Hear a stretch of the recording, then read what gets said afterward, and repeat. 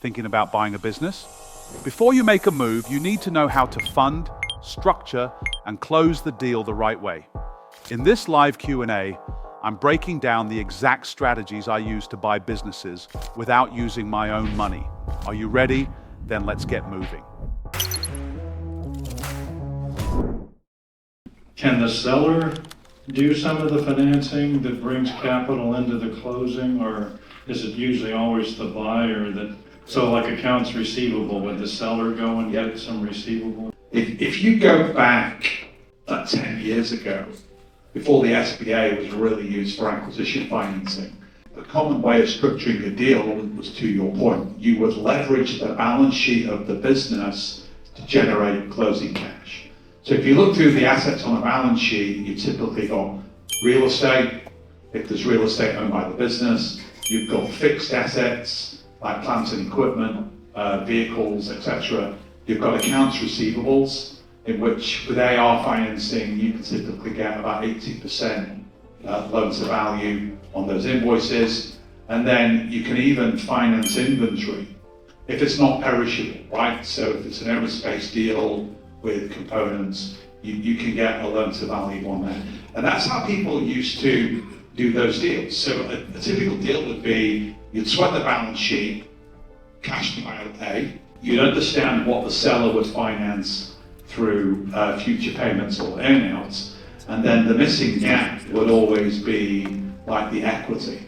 So a typical deal might be a third cash equity from the buyer or through an investor, a third balance sheet liquidity, and a third seller financing and earnouts, right? So that's how those deals used to work. Now, unfortunately, if you're a business that's not asset heavy, so if it's an engineering business, a construction business, HVAC, loads of assets, right? But think about a CPA firm or a professional services business, an IT business, an e-com business. There's no assets, right? So the SBA realized about 10 years ago, we've got to help entrepreneurs finance all these deals. Now, the whole point of the SBA guarantee is it's a lot safer for a bank to finance the acquisition through the SBA program, because if anything goes wrong, they're going to get their money back. With accounts receivables, someone's still going to collect all the invoices. If it's a sale and lease back of fixed assets, someone's got to sell the fixed assets to get the money. So the SBA program, it foolproofs the bank. It's just an easier process for them if the business was to default. But one of the things that's really interesting with SBA, the SBA loans have a 93% success rate. They're either refied or they're amortized in full without any issues. Only 7% of SBA deals actually, don't work out. So if you go to a bank, like 10 years ago, the US market was awash with, like balance sheet financing companies. So you could go to like USA, who were the king of the AR financing. Like now, that's quite rare. Every lender's going to push you down the SBA program just because they get that guarantee. And there's lots of different types of SBA loans. The 7A is the most common one. That's 10 years on the deals. You've got the express loan, which is up to $500,000 for a small deal. That's 30-day close, no guarantees.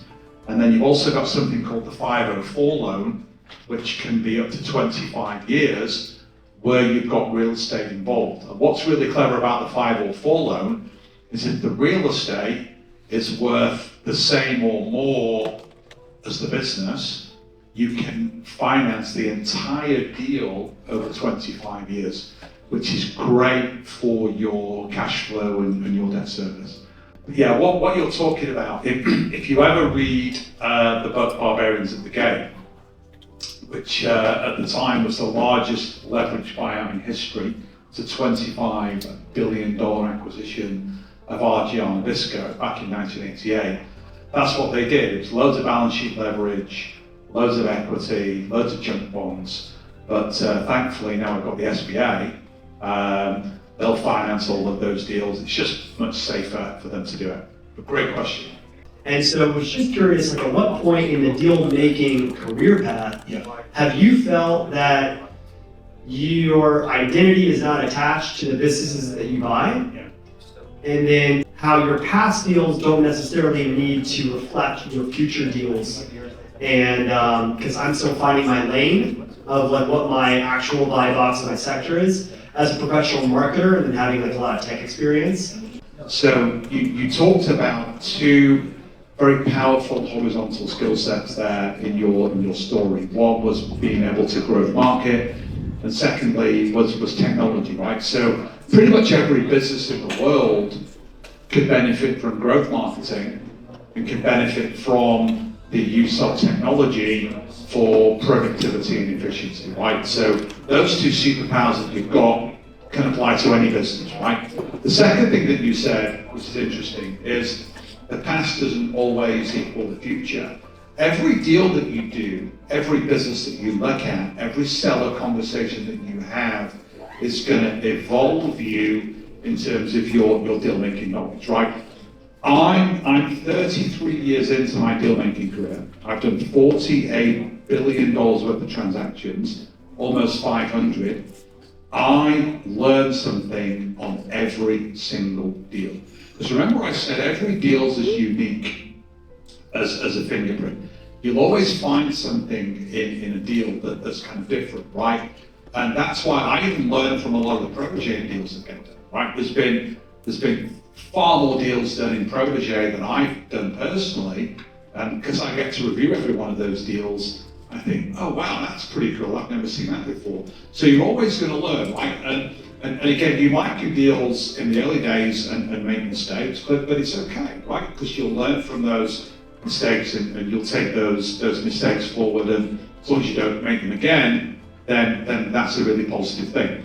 The first thing that you said though, the only thing I would say that I think you did wrong is rather than shoot fish in a barrel and literally look at 120 deals, 120 P&Ls in probably 45 industries or whatever, I wouldn't have done that. What I would have done is before I looked at any businesses at all, I would go on a journey of like, what are the industries that I like, that are attractive to me and I'm passionate about. Whether I'm an expert in that industry or not, because we can always get partners to provide that grey hair and those industry chops. So I would get really excited about an industry. That's why I built a heat map. You know, what's an industry with a lot of deals? What's an industry with old sellers? What's an industry with great margins? What's an industry that's fragmented and I can roll up? What's an industry that's got good growth rates? What's an industry that's not going to get killed by AI or something else like that? Pick a bunch of industries, do some research and think, you know what? I love that industry. That's an industry that I can see myself buying lots of businesses, and then I would laser focus in on that industry and look at those deals. Because if you think about it, you know, there's 2.7 million businesses for sale. So you could spend the rest of your life looking at P&Ls over breakfast and never kind of like get one of those done. I think pick an industry, double down on that industry. Every conversation you have with a seller in that industry is going to rapidly enhance your knowledge, right? So let's say you go and meet seller number one, you're going to learn some stuff. And then when you meet seller number two, you can even talk about what you learned in meeting number one, and very, very quickly your knowledge base just explodes with all of this different stuff, right? That's going to like really enhance your credibility, not just with sellers, but also with lenders and partners and all those different things as well. So focus is the game for me, right? And I say this a lot, Chris. You've heard me say this before. He says this to me all the time. So think about the sun, right? It's the most powerful energy source in the universe, right? If you go out in the sun, even in the Texas summer, which, my God, it was so hot when I came here last year.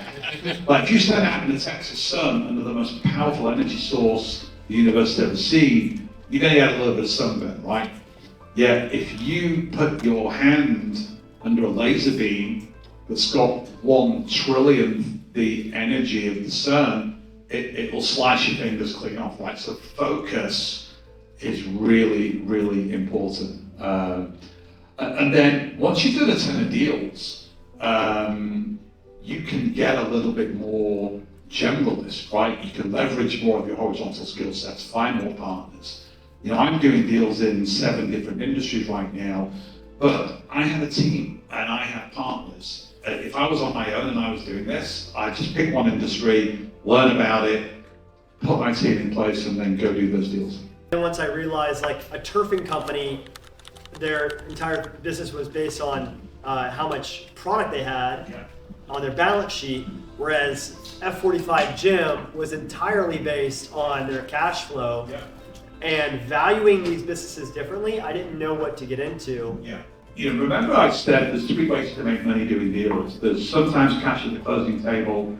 You get the net free cash flow every month as the owner after debt service. But the real money comes from the growth and the exit from that creation of shareholder value. If you do a roll up, that goes up more exponentially. But even if you just do one deal, to really understand a business and what levers to push to grow it, you know, that's kind of more important.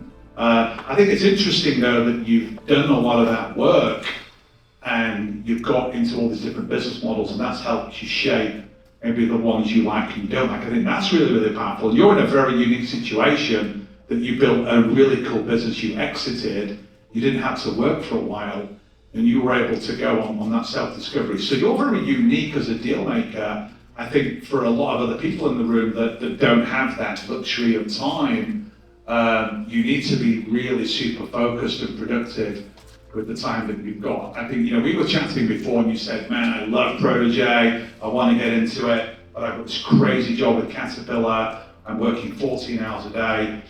I just don't have the 6 to 8 hours a week to kind of devote to this, right? He can't read a P&L every day for breakfast because he's got all of his stuff that he's actually doing. But yeah, focus for me is really, you know, what's key.